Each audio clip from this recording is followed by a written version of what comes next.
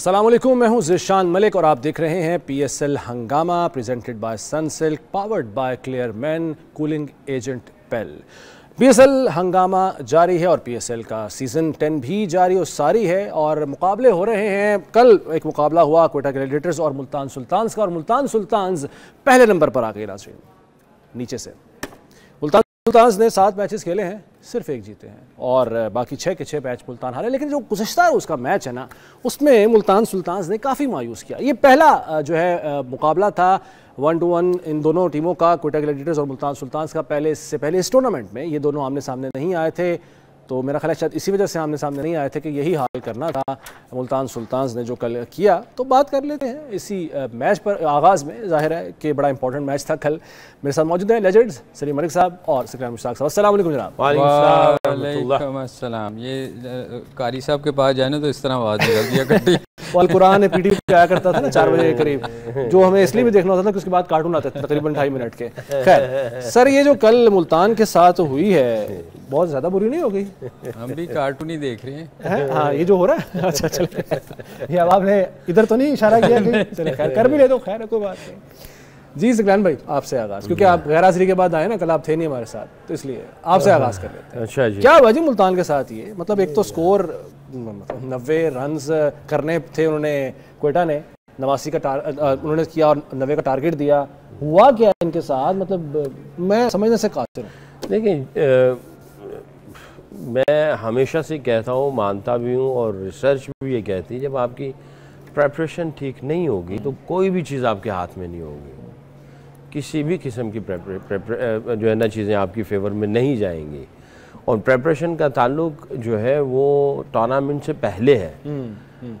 भी आप कॉम्बिनेशन क्या लेके जा रहे हैं, किस फ़िलासफ़ी पे क्रिकेट खेली जाएगी, आपका सपोर्ट स्टाफ जो है वो कौन है, वो किस तरीके से चीज़ों को ऑपरेट करना चाहता है, आपका विनिंग फार्मूला पहले से बना होता है, लोगों के विनिंग फार्मूले को आपने देखा होता है, स्ट्रेंथ एंड वीकनेसेस का पता होता है, तो आप, से सीखा होता है। और अगर फर्ज किया दूसरों ने भी तैयारी की, आपने भी तैयारी की हुई है, प्रिपेयर्ड हैं आप, तो आंकड़े के मैच होते हैं, तो उसमें पता चलता है यार तैयारी करके आए हुए हैं। सही है। और जब बिल्कुल ही वन साइडेड चीजें चल रही हो तो ये बिल्कुल ऑब्वियस हो जाता है कि आपकी तैयारी कोई नहीं थी। सही है। और किसी भी लिहाज से जो है ना आप प्रिपेयर्ड नहीं थे। तो आप ये देखें इसके ऊपर क्या बात करें। अगर आप मुझसे पूछना चाहते हैं तो मैं क्वेटा ग्लैडिएटर की बॉलिंग और बैटिंग को सराहूंगा कि उसने बताया कि मुल्तान और क्वेटा की approach, intention, skills, planning, preparation और उनके जितने भी जो कैरेक्टर थे खिलाड़ियों के, उनमें बहुत फर्क नजर आ रहा है। वाज़ेह फर्क था, बहुत वाज़ेह फर्क है। आमिर ने जो बॉलिंग की है, खुर्रम शहजाद को मैं कहूँगा कि जो उसने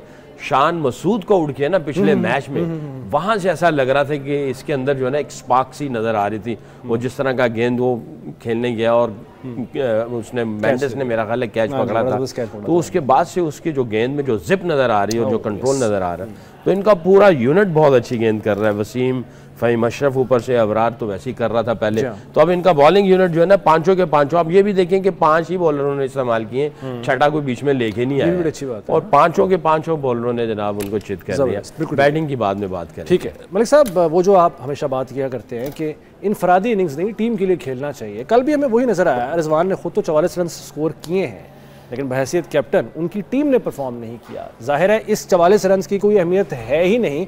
और बाय द वे ये 89 में से 44 सिर्फ उनके निकाले, पीछे तो कुछ भी नहीं बचता। यार शुरू में आपको याद होगा मैंने कहा था कि जो टीम शुरू में अच्छा खेलेगी जी, आपको नज़र आ जाएगा कि कौन सी टीम आगे जाने वाली है। इनकी देखें, जो सकी ने बात की ना कि ये वही टीम है, प्रिपरेशन की अभी बात कर रहे थे, ये वही टीम है जो सारे फाइनलों में, मोस्टली फाइनल्स में आई है। तो क्या एकदम इनको पता नहीं था कि तैयारी कैसे करनी है या क्या किस तरह गेम में वापस आना है? इसका क्या मतलब है कि टोटली फेलियर है कप्तान और इनकी मैनेजमेंट। इसलिए कि इन्होंने पहले मैच से ही कोशिश नहीं की कि हमने टीम वो खिलानी है जो मैच, क्योंकि देखिए जब आप प्रेशर पड़ता है ना जी, तो फिर आप आगे लगते जाते हैं। आप जितनी बड़ी टीम हो, विनिंग हैबिट्स जब ख़त्म हो जाती है, आप इस्लामाबाद को देख लें, वो आदत डेवलप हो जाती है कि जीतने की, कि वो हर बंदा पॉजिटिव जा रहा होता है कि यार हम नहीं जीतना है, और वो नजर आता है। आपको आपकी टीम ना अंदर से जीत के जा रही होती है कि यार हम जीत रहे हैं। दूसरी बात यार, ये जो कल मैच खेले हैं ये तो लग ही नहीं रहा था कि मुल्तान सुल्तान खेल रही है। वो कल आप बात कर रहे थे कि इनको चारों मैच जीतने की ज़रूरत है, तो मैंने कहा था बाकी टीमों को फिर बाकी टीमों को फिर अंधा कर दें ताकि वो कोई मैच जीते ही ना, क्योंकि बाकी 4-4 पॉइंट्स आगे थे ना। तो ये अगर 4 जीत भी जाते तो उनके चांसेस फिर भी ज़्यादा थे इनसे, 10 कर भी लेते। तो देखे ना, एक ने 8 कर गया हुआ है, अभी उसके 5 मैचेस हुए हैं जी, 6 हुए हैं मेरे ख्याल, 7 मैचेस और इनके 7 हो चुके हैं। तो ये कहीं से भी ये डेस्परेट होके खेले हैं कल। मैं आपको बताऊं, इन्होंने कोशिश की है कि हम ना लंबा स्कोर करने की कोशिश करें और तेज खेलने की कोशिश में आउट हुए। ऑब्वियसली मतलब कोई नज़र नहीं आ रहा था ना। एक तो तेज खेलना होता है ना कि आप कुछ नज़र आता है, इंटेंट शो करते हैं आपके, यार हमने ये करना, वो कुछ नज़र ही नहीं आ रहा था। वो बुखलाए हुए थे, पंजाबी में कहते हैं अन्य वहाँ खेलना। मैं बताऊं, वो टीम वैसे ही आगे लग चुकी है, डेस्परेट हो चुकी हुई है। और वो हाँ, अगले मैच शायद ये बेहतर खेल ले, क्योंकि प्रेशर कोई नहीं होगा। रह क्या पीछे जी? नहीं, मैं कह रहा हूँ कि अच्छा, प्रेशर नहीं है अपनी टीम के लिए कोई दो मैच जीत जाए, क्योंकि प्रेशर कोई नहीं है। सही है, पता तो जब चलता है जब आप पे प्रेशर पड़ता है। बिल्कुल सही है, बिल्कुल ठीक है सर, आपकी बात आ गई। वही बात सर, कप्तान की जिम्मेदारी। अब मोहम्मद रिजवान, ठीक है जी, मान लिया आपने 44 रन स्कोर किए हैं, मान लिया कि आप सुपर लीग जो पाकिस्तान सुपर लीग है PSL, उसमें बैट कैरी करने वाले पहले खिलाड़ी बन गए हैं, ओपनर आए, आप एंड तक रहे, सारी बातें मान ली, लेकिन आपकी इस परफॉर्मेंस का टीम को क्या फ़ायदा? देखें, कैप्टन से पहले जो है ना, वो पीछे जो थिंक टैंक होता है ना, उसका जो है मैं ये समझता हूँ कि फॉल्ट बड़ा रोल है। हाँ, अच्छा, पहले उधर से आती हैं चीज़ें, क्योंकि आपने मिलके काम करना होता है। कैप्टन ने तो जब रस्सा टॉप के अंदर जाना है, फिर जाके अंदर चीज़ें होंगी। और उसमें से भी जब आप फील्डिंग कर रहे होते हैं तो उस वक्त आप कमांडिंग पोजीशन पे होते हैं। जब आप ड्रेसिंग रूम में बैठे होते हैं तो तब भी जो है वो स्पोर्ट्स स्टाफ साथ में आप फ्लोट कर रहा था ड्रेसिंग रूम के अंदर। सही है। 2 अंदर होते हैं, बाकी सब बाहर होते हैं। तो आप उसी वक्त भी कैलकुलेट कर रहे होते हैं। उस वक्त मैसेजेस, कम्युनिकेशन चल रही होती हैं, कहीं आप कोई ऐसा बूस्टर लगा रहे होते हैं, मोटिवेट कर रहे होते हैं, किसी तरीके से आप सोच रहे होते हैं कि यार इस सिचुएशन में से कैसे निकलेंगे। तो आप गेम को बहुत क्लोजली मॉनिटर कर रहे होते हैं, वॉच कर रहे होते हैं और सॉल्यूशंस ढूंढ रहे होते हैं, तोड़ ढूंढने की कोशिश कर रहे होते हैं। इसीलिए आपने देखा होगा कि जो स्पोर्ट्स स्टाफ है कोई ना कोई मैसेजेस चलते हैं। इवन 10 ओवर के बाद भी कोई एक मैसेज आता है, बैटिंग कर रहे हो या फील्डिंग कर रहे हो।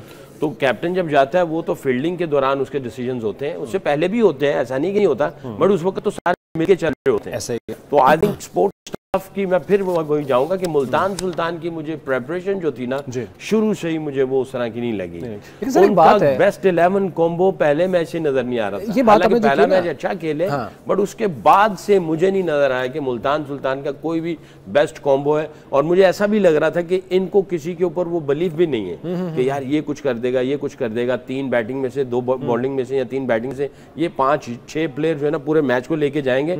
आप पिछले पूरे मैच उठा के देख लें तो रिजवान का जो चल रहा है वो तो अपना खेल ही रहा है। एक यासिर खान ने दिखाया, उसके बाद कामरान गुलाम एवरेज, इफ्तिखार ने थोड़ा सा दिखाया, ब्रशबल ने थोड़ा से अपने स्पार्क्स दिखाए, उबैद शाह ने थोड़ा से ग्लिम्स दिखाए। ये कर्टिस कैम्फर ये पहले नहीं थे ना टीम में? ये कौन से जी सर? ये कामरान गुलाम के बाद।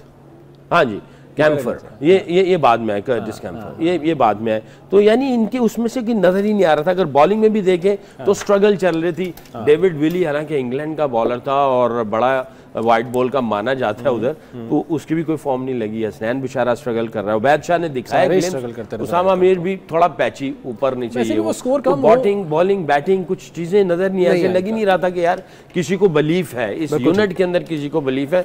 और जो पीछे जो बैक एंड पे बैठे हुए उनका काम होता है कि वो अंदर उनको चार्ज करते हैं और एक मैच के बाद वो स्ट्रेटेजी बना के आते हैं और कहते हैं कि यार चलो हम इस अंदाज से जाएंगे। वो बिल्कुल ही सेम ही चीजें चलती नजर आ रही है। बिल्कुल ठीक है मलिक साहब, अगर टीम देखें आप, माड़ी टीम नहीं है। तो यासिर खान अच्छे प्लेयर है, रिजवान ठीक है, जैसा भी है चल तो रहे हैं कर, उस्मान खान, कामरान गुलाम, ये नए इनके बारे में ज़्यादा मैं बेहतर नहीं जानता, कर्टिस आप बेहतर बता सकते हैं। इफ्तिखार अहमद मतलब ठीक है खेल जाते हैं, ब्रेसवेल एक बड़ा नाम है। ओवरऑल टीम इनकी जो है ना, अगर कॉम्बिनेशन देखें तो बुरी नहीं है टीम। इसके बावजूद जो फ्लॉज हैं, जिस तरफ इशारा कर रहे हैं सकलैन भाई भी, यही वजूहात है या इसके अलावा भी कोई वजह हो सकती है आपके ख्याल में? मे बी जो उनके अली के जो उनका जो ऑनर्स हैं उनके बयानात आ रहे हैं वो भी कुछ ठीक नहीं थे। मगर मैं आपको एक चीज़ बताऊं, उनका तो खैर रोल बाहर है ना जी, असल चीज़ होती है कप्तान। जब आपकी टीम स्ट्रगल कर रही होती है ना, तो आपका काम होता है टीम को उठाना। बिल्कुल सही है। उस वक़्त आपका पता चलता है कि आप अपनी टीम को किस तरह लड़ा रहे हैं जी।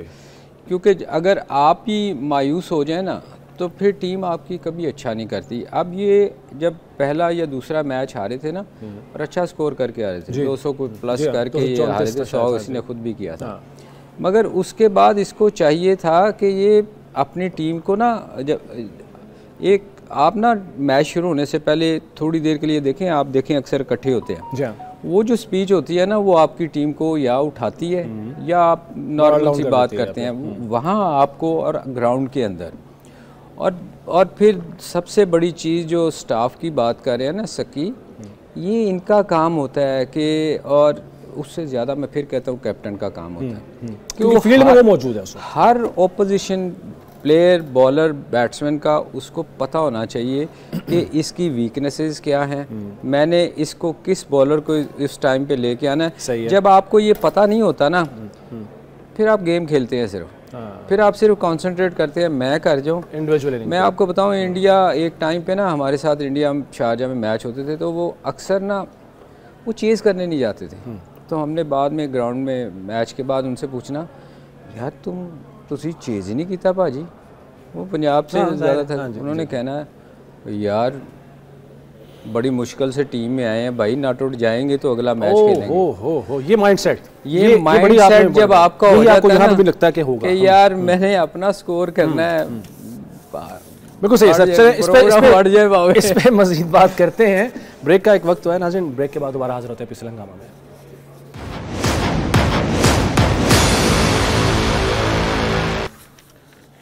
पीएसएल हंगामा में एक बार फिर खुशामदीद। और हम बात कर रहे थे, पोस्टमार्टम कर रहे थे गुज़िश्ता रोज़ के मैच का, क्वेटा ग्लैडिएटर्स मुकाबला मुल्तान सुल्तान्स। बड़ा मायूस किया मुल्तान सुल्तान्स ने।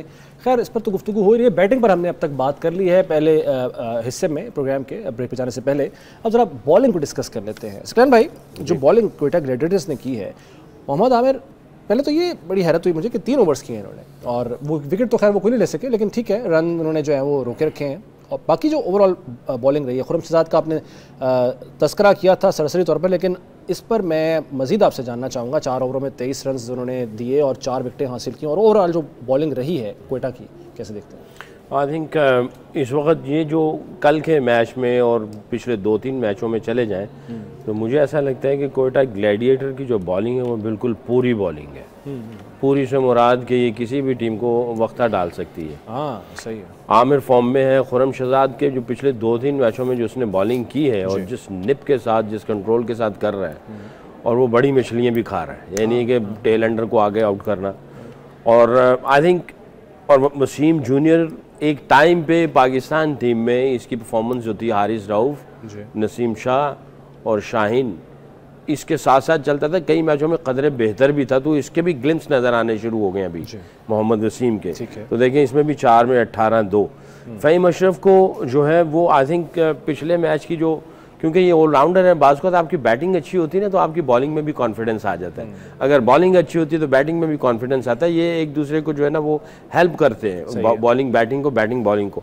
आई थिंक इसने जो पिछले से पिछले मैच में जो 40 रन किए हैं, कोई 20-22 गेंदों के ऊपर, उसके बाद से बॉलिंग के अंदर भी इसके जो है ना कॉन्फिडेंस मुझे लगता है कि वापस आया हुआ है। ठीक है, मुल्तान गिरा पड़ा था, सारी चीज़ें थी, मगर फिर भी आई थिंक क्रेडिट अवे नहीं लेना चाहिए। फ़हीम अशरफ की बॉलिंग भी डिसेंट चल रही है, और अबरार तो कर ही रहा था इनका परफॉर्मेंस। तो ये देखिए, इनके पांचों के पांचों बॉलर जिस तरह की बॉलिंग कर रहे हैं, मैं ये समझता हूँ कि ये इस्लामाबाद यूनाइटेड जो टॉप पे बैठी है, ये उसको भी वक्ता डाल सकती है। हालांकि ये हार चुके हैं उनसे, बट अब इनकी बॉलिंग जो है ना, मुझे ऐसे लग रहा है पीक पकड़ रही है। बिल्कुल ठीक है, निखार आ रहा है जी, और इस्लामाबाद यूनाइटेड के लिए भी खतरा है। आपने जो कहा ना कि मोहम्मद आमिर से बॉलिंग क्यों नहीं करवाई गई, क्योंकि देखें उसने 3 ओवर्स किए थे, चूँकि विकटें गिर गई, विकटें गिरनी शुरू हो गई, और ये आखिरी ओवर करता है। सही, तो आखिरी ओवर तक मैच ही नहीं गया। 17 ओवरों में मैच खत्म हो गया, इसलिए उसकी बारी नहीं आ सकी। देखें ना, बीच में से उन्होंने 4-4 ओवर उन लोगों ने करवाए जिन्होंने आउट किए हैं। जब विकटें गिर रही होती हैं तो फिर आपकी कोशिश होती है कि उन्हीं बॉलर को रखे बॉलिंग करवाई जाए जो आउट करें। तो मेरे ख्याल आमिर की एंड में लास्ट ओवर करवाता है, वो उसकी बारी ही नहीं आई। सही। अच्छा सर, ये आप ये भी कह सकते हैं इस स्कोर शीट को देखते हुए और मैच को देखते हुए कि साउथ ने अच्छी क्रिकेट, अच्छी कप्तानी की कि भाई चलो आगे लगे हुए हैं और अटैकिंग ही करता चला गया, और जो विकेट ले रहा उसने उसके स्पेल्स करवाने शुरू कर दिए। उसका एक ओवर रख दिया, इब्रार का एक ओवर रखा हुआ था, तो उसने बिल्कुल ही अटैकिंग जो है ना वो मोड में रहा। अच्छा, ये सऊद शकील का चूंकि आपने नाम ले लिया तो मैं जरा नाज़रीन से भी शेयर करूंगा, आपको लेकिन पता ही होगा आप लोगों को कि टेस्ट जो रैंकिंग अभी जारी किया ICC ने, उसमें माशाल्लाह से पहले 10 में पाकिस्तान का कोई खिलाड़ी नहीं है। 11वें नंबर पर यही सऊद शकील है जिसने कल T20 मैच में 42 रन स्कोर किए हैं, टेस्ट में 11वें नंबर पर है। तो ये लेकिन अपने आप को आहिस्ता आहिस्ता आप समझते हैं कि ये प्रूव कर रहे हैं कि हाँ मैं सिर्फ टेस्ट या वनडे नहीं, मैं T20 भी खेल सकता हूँ, अच्छा खेल सकता हूँ अपना। लेकिन मैं जब मैं हेड कोच था, ऑस्ट्रेलिया के खिलाफ वनडे सीरीज थी, एक मैच इसको हमने खिलाया था। 3 वनडे थे और उसके बाद 2 मैचों में तो चीफ सेलेक्टर की बात हुई इससे, क्योंकि ये टेस्ट को बहुत ज़्यादा फोकस कर रहा था, वनडे में इसको इसका नंबर पे जो है ना वो कंफर्टेबल फील नहीं कर रहा था। उसके बाद खैर ये कोई वाइट बॉल की क्रिकेट हुई नहीं, यानी 50 ओवर्स की क्रिकेट नहीं, सारी T20 थी, ये T20 में नहीं था। ठीक है। तो उस वक्त जो चीफ सेलेक्टर मोहम्मद वसीम की और इससे जो बात हुई तो इसने कहा कि मुझे कुछ क्लैरिटी नहीं मिल रही नंबर का, ये वो इस तरह। उसने कहा कि तुम्हें अपने आप गेम को इवॉल्व करना पड़ेगा। तो मैं बहुत खुशी से भी कह रहा हूँ कि इस बच्चे ने जो है वो इवॉल्व किया अपने आप को। टेस्ट में आपने कहा 11 पे आ चुका है, तो वहाँ पे उस वक्त वो कहीं पे भी नहीं था, इसका डेब्यू भी हुआ था। तो अब ये आके T20 की कप्तानी कर रहा है और ये T20 खेल रहा है, और कल के मैच में जो इसने किया है 210 के स्ट्राइक रेट के ऊपर, ठीक है। फिर ये लोग कहेंगे कि यार टीम आगे लगी हुई थी, मुल्तान सुल्तान स्ट्रगल कर रहा है और इसने जाके टोटल भी इतना नहीं था, मार धाड़ करके इसने 1-2 इनिंगें पहले भी ऐसी खेलनी है इसी स्ट्राइक रेट के ऊपर। तो आई थिंक इसके अंदर एक लर्निंग चीज़ है, इवॉल्व कर रहा है, ये चाहता है मैं हर फॉर्मेट में जाऊं, जो कि अच्छी बात। सर, मोहम्मद वसीम ने लिबर्टी दी सऊद शकील को, जिसका नतीजा हमने कल की परफॉर्मेंस में भी देखा, और वैसे भी ओवरऑल जो है वो जैसे कि बता रहे हैं कि किस तरीके से जो है कॉन्फिडेंस का जो है हाल हुआ है। मैं थोड़ा सा मेरा, चूँकि सकी भाई मेरा बहुत पॉजिटिव अच्छी बात उसमें है, मगर मैं वापस उस पर आऊँगा कि देखें जब प्रेशर होता है ना तो तब पता चलता है बैटिंग का और बॉलिंग का, क्योंकि वो तो वैसे जो सकी उसको वैसे कह चुके हैं कि लोग ये कहेंगे, मगर हकीकत यही है कि जब 90 स्कोर बोर्ड पे नज़र आता है ना तो आप पे कोई प्रेशर नहीं होता। बिल्कुल सही है। हाँ, जो असल बात जो सकी ने की, वो एक अच्छी बात उसमें नज़र ये आती है कि वो टीम के लिए खेलता है। सही है। वो ये कोशिश नहीं कर रहा, बाकी मैचों में भी मैंने उसको देखा है कि वो कोशिश करता है कि मैं जाके तेज़ खेलने की कोशिश करूं, उसमें आउट हो जाना वो एक अलग बात है। सही है। मगर वो ये कोशिश नहीं करता कि मैंने अपने 50 करने हैं और टीम बेशक हारती है तो हारे।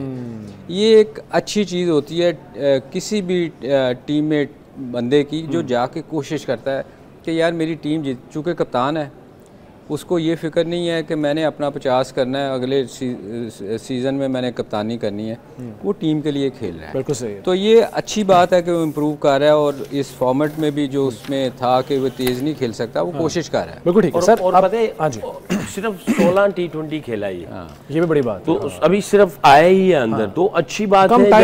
अभी आएगा, प्रेशर वाली सिचुएशंस आएंगी, तो आई थिंक वो आएंगी। इसको अगर इसके अंदर लर्निंग है, इवॉल्व हो रहा है और ये चीज़ों को जोड़ रहा है और समझ रहा है कि मॉडर्न डे क्रिकेट किस तरह की खेलनी है, इवन तो उसकी फिजिक नहीं है। किसी एक्स क्रिकेटर ने कहा था कि खेड़े पावर हीटर लेके आ गए हो, यानी वो इस तरह की बात की थी। इसका कद भी थोड़ा सा ऐसे है, कुछ मसल वसल भी इतने नहीं है, बट जो है वो पूरी कोशिश कर रहा है। अब देखें 3 चौके 4 छक्के मारे इसने, तो सिर्फ 16 T20 खेले।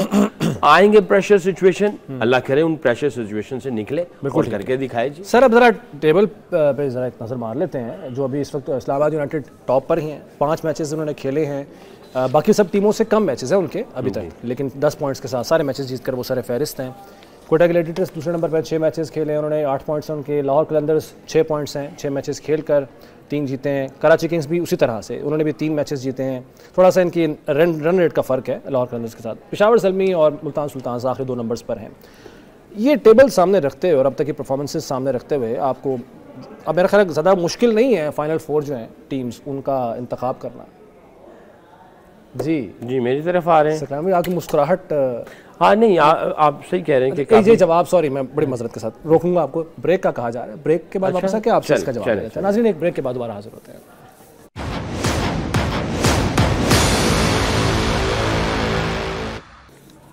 एक बार फिर खुशामदीद कहते हैं आपको पीएसएल हंगामा में। सर ब्रेक पे जाने से पहले मैंने एक सवाल किया था, आप अगर उसका जवाब आपको कोई याद है तो आप जरूर दे दीजिए। सवाल दोबारा करना पड़ेगा काफी, और अगर मुझे सवाल याद ना हो तो फिर अगला सवाल कर ले। अगला पोजीशन पॉइंट टेबल की बात, अगर आप दूसरा सवाल करेंगे तो पता चलेगा कि पब्लिक भी हमें सुन रही है कि नहीं सुन रही है। ये अच्छी बात आपने अगले प्रोग्राम में बता देंगे। आज के चलो मैच की बात कर लेते हैं ना, जो लाहौर कलंदर्स और इस्लामाबाद यूनाइटेड का होने वाला है मैच, और आप लोगों के लिए बड़ी मुश्किल आज होने वाली है। उसकी वजह यह है कि इस्लामाबाद टॉप पे है और आप लोगों ने लाहौर को चुनना है, मुझे पता है परसेंटेज के मामले में। तो क्या देख रहे हैं जी आज के मैच की सूरत हाल, क्योंकि इस्लामाबाद यूनाइटेड जाहिर है उसको पकड़ना मुश्किल नामुमकिन तो है, मगर लाहौर कलंदर्स भी बेहतर परफॉर्म करती आई अगर पिछले मैचेस में हम देखें। जी बिल्कुल, देखिए T20 में तो आप कभी भी किसी एक टीम को नहीं कह सकते कि भी ये आउट ऑफ द गेम है, ऐसा नहीं हो सकता। और लाहौर कलंदर के पास ऐसे प्लेयर्स हैं जो कि गेम चेंजर हैं, मैच विनर हैं, और उसमें हम हमेशा फ़ख्र की बात हमेशा ऑन टॉप करते हैं कि भी फ़ख्र ऐसा जिस दिन वो चलता है वो पूरा मैच ही एक साइड पे कर देता है। शाहीन ने भी पिछले 2-3 मैचों में बहुत अच्छी बॉलिंग की और इनकी टीम बुरी नहीं है। एक चीज़ जो मुझे है, क्योंकि बस एक टीम जब खेल रही होती ना तो जब उनका मोमेंटम बना होता है, अगर गैप लंबा आ जाए मैचों के बीच में तो वो मोमेंटम खो सकते हैं। अगर मैच के ऊपर मैच हो तो तब भी वो कुछ चीज़ें जो है ना वो, क्योंकि उनके पास प्रिपेयर्ड होने के लिए ब्रीदिंग स्पेस नहीं है, तो तब भी प्रॉब्लम हो सकती है। तो इस्लामाबाद यूनाइटेड 5 खेले हुए हैं, लाहौर कलंदर 6 खेले हुए हैं, बट इनका ना गैप बहुत लंबा हो गया है। कोई मैच जो है ना वो 3-4 दिन से कोई मैच इनका हो नहीं रहा। तो आई एम श्योर कि रादर देन दूसरी साइड में कि मोमेंटम खो जाए, आपने आपको पूरा फोकस किया हो, रिफोकस किया हो, और इनका ऑब्वियसली जिस तरह के रिजल्ट्स ये प्रोड्यूस कर रहे हैं, लग ऐसे रहा है कि इनका स्पोर्ट्स स्टाफ बहुत ही वेरी वेल प्रिपेयर्ड भी है, उनको पता भी है, कैप्टन टीम सब चीज़ें ऐसे ही खेल रहे हैं। बट आई थिंक आज के मैच जो है वो हल्का नहीं लेना चाहिए Islamabad United. Sir Islamabad United 5 matches जीती है, ये चीज़ उनको कॉन्फिडेंस देगी या फिर वो इजी हो जाएंगे और इसका कोई नुकसान हो सकता है लाहौर कलंदर से मुकाबले में? उनको दोनों चांसेस हैं, क्योंकि चूँकि वो जीत रहे हैं और ये बड़े चांसेस हैं। फिर दूसरी बात जो सकी ने बहुत वैलिड किस्म की है कि गैप जब आ जाता है ना तो आप वो रिदम खो देते हैं। वो जो विनिंग हैबिट है ना वो आपकी थोड़ी सी आपको दोबारा से स्टार्ट करना पड़ता है, स्ट्रीक टूट जाती है। आप देखें ना वो कितना बड़ा गैप आ गया। आज मेरे ख्याल कितने दिन हो गए उनको मैच हमने उनका नहीं देखा, 4 दिन तो वो उसको बीच में छुट्टी भी थी ना, एक दिन मैच की नहीं थी। हाँ जी, उसका नुकसान हो सकता है। और अगर लाहौर कलंदर को देखें ये रेगुलर खेल रहे हैं, बेशक हार भी रहे हैं मगर खेल रहे हैं, तो वो टच के हैं ना, वो क्रिकेट हो रही है। तो मेरे ख्याल में थोड़ा सा एक्स्ट्रा एफर्ट करनी पड़ेगी इस्लामाबाद को लाहौर से जीतने के लिए, क्योंकि लाहौर की भी टीम बुरी नहीं है। और मेरे ख्याल में लाहौर को थोड़ा सा उनका जो थिंक टैंक है उसको सोचना चाहिए। सिकंदर रज़ा को इनको थोड़ा ऊपर ट्राई करना चाहिए। अगर वो 10 ओवर गुजर जाते हैं, सिकंदर रज़ा और आसिफ अली से इनको फ़ायदा उठाना चाहिए। अच्छा, बेशक इसमें कोई नहीं कि शफीक अब्दुल्ला है या मिचेल के बाद, मिचेल वन डाउन अगर मिचेल आता है ना जी, अब्दुल्ला शफीक और मिचेल के बाद ही, हाँ मिचेल बहुत उनका सही परफॉर्म कर रहा है। मिचेल के बाद अगर उनको कोई चांस लेना चाहिए तो इन फॉर्म बैट्समैन सिकंदर रज़ा है, सही है, और उसके बाद आसिफ अली बड़ी हिटें मारता है। एक चांस लेना चाहिए। तो डिपेंड करता है ना कि पहले वन डाउन ना करवा दें, कर रहे हैं वन डाउन ना करवा दें। वो तो जाहिर है, वो तो ब्लंडर था ना, बहुत बड़ा, वो तो बहुत बड़ा ब्लंडर था। और उसी मैच में शाहीन अफरीदी पहले आए थे सिकंदर रज़ा, वही वाला मैच है वो। अगर बारी आती है, इवन अगर बारी नहीं भी आती तो अगर वो बड़ा स्कोर करते हैं तो फिर भी अगर चेज करते हुए 10 ओवर निकलते हैं तो इन दोनों से चांस लेना चाहिए ऊपर। सही है, की प्लेयर्स हो सकते हैं सिकंदर रज़ा और आसिफ अली।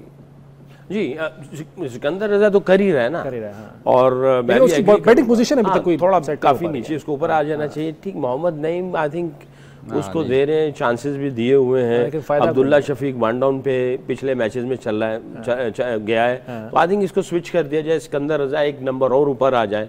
आसिफ अली जो वन डाउन में था उसको थोड़ा सा, वन डाउन में गया था ना आसिफ अली ऊपर ऑर्डर लेके गया था, उसको उसी को ऊपर ले जाए, सैम बिलिंग्स भी ऊपर आ जाए, तो आई थिंक बुरा कॉम्बिनेशन नहीं होगा। देखते हैं अब उनकी क्या फिलॉसफी चलती है।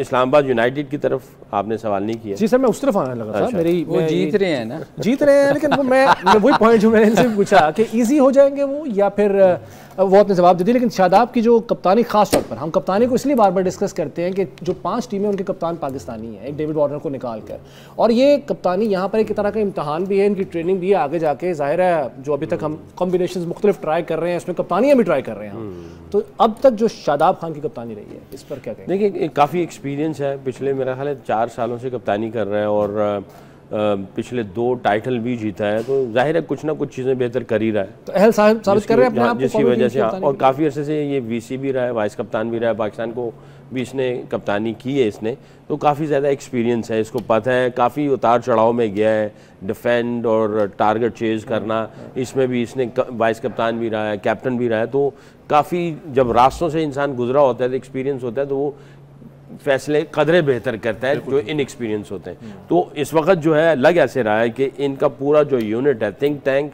प्लस कैप्टन, वीसी, कुछ सीनियर्स, ये सब मिलके चीज़ों को अच्छे तरीके से ऑपरेट कर रहे हैं। मेरा सिर्फ एक कंसर्न है, सलमान अली आगा जो है, मेरा ख्याल है उसको कुछ इंजरी थी या जिसकी वजह से वो बाहर है। वो जब अंदर आता है तो जैसे मैं हमेशा कहता हूँ कि जब चेंज होती है, जब आप बाहर से अंदर आते हैं तो कुछ मैचेस लग जाते हैं आपको, तो आई थिंक सलमान अली आगा को बहुत ज़्यादा, अगर वो आता है, क्योंकि मेरे पास जो है इसमें तो उसका नाम नहीं आ रहा, अगर वो आ जाता है, और उसको आ जाना चाहिए, ये ना हो कि बहुत लेट हो जाए अगले स्टेजेस शुरू होने से पहले, ताकि वो जो अगर थोड़ा बहुत 19-20 है, थोड़ा बहुत 19-20 है परफॉर्मेंस, क्योंकि वो टाइम लेता है ना हर बंदे का सिस्टम, तो वो अगर इसको मिल जाएगा तो फिर इनका फिर कॉम्बो जो है ना वो बैटिंग की साइड से बहुत अच्छा हो जाएगा, क्योंकि वो बहुत फॉर्म में था वो लड़का। बिल्कुल सही है। साबिक कप्तान साहब, कप्तानी का भी एक तरह से जो है इम्तहान है। अब शादाब खान की कप्तानी पे मैंने उनसे तो राय लिया, आपसे भी जानना चाहूँगा, ये कप्तान मुकाबला कप्तान भी होगा और उसके साथ साथ हम एक टर्म यूज़ करते हैं ऑडिशन की, तो ये आज का मैच ऑडिशन भी हो सकता है कि जी आगे जाके कौमी टीम की, क्योंकि एक तरफ शाहीन आफरीदी भी बड़े मजबूत कंटेंडर हैं और शादाब खान जिस तरह से परफॉर्म कर रहे हैं, जिस तरह से अपनी टीम को लेकर चल रहे हैं, बेहतर ऑप्शन वो भी हो सकते हैं कौमी टीम की कप्तानी के लिए। देखिए, मेरा ख्याल कप्तानी शादाब को भी दी गई और शाहीन को भी दी गई है। मैं हमेशा कहता हूँ जब आप बहुत ज़्यादा कप्तान ट्राई करते हैं ना, तो फिर अच्छा नहीं, साइन अच्छा नहीं होता। सही है। तो इसलिए इसमें कोई शक नहीं कि वो पिछले कई सालों से कप्तानी कर रहा है इस्लामाबाद की, और बहुत अच्छी कप्तानी कर रहा है, मगर समहाउ उसकी पाकिस्तान टीम में उस तरह परफॉर्मेंस नहीं रही, होती नहीं रही, या अनफॉर्चुनेटली कुछ बैड लक जो भी आप कह लें। तो मेरा ख्याल कप्तान हमेशा वो होना चाहिए जो पाकिस्तान टीम में परफॉर्म कर रहा हो। सही है। और क्योंकि लोग कप्तान को देखते हैं कि हमारा कप्तान कैसी परफॉर्मेंस दे रहा है, तो मेरा अपना ज़ाती ख्याल है कि कप्तानी के लिए ज़रूर ट्राइयाँ की इन्होंने, कोशिशें की, मगर कामयाबी नहीं सर हुई। आपने कहा कि बैड लक की वजह से वो चल नहीं सका कप्तान के तौर पर, नहीं, तो मतलब बैड लक, ग्रुपिंग का नया नाम बैड लक है? नहीं, आपको मैं बताऊं, उसकी अगर आप देखें पिछले वर्ल्ड कप से देख लें, उसकी बॉलिंग स्ट्रगल कर रही थी।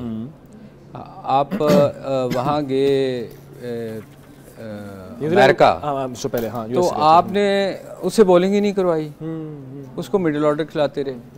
तो मतलब आप क्या सोच के टीम सेलेक्ट करते हैं? उस वक्त भी हमने बड़ा शोर मचाया था कि आप देखें अगर किसी को ऑलराउंडर लेके जा रहे हैं तो उसको ट्राई तो करें। फिर आप तो फिर किसी को ये मतलब ख़राब करने वाली बात है ना कि आप जिस चीज़ के लिए लेके गए हैं उसकी ट्राई नहीं कर रहे, आपको उसको बैटिंग पे करवाए जा रहे हैं। सर बिल्कुल ठीक तो है, ये चीज़ें ठीक नहीं होती। वक्त कम है, अब आपका लिए सबसे मुश्किल सवाल मैं आज की ट्रांसमिशन में करने वाला हूँ।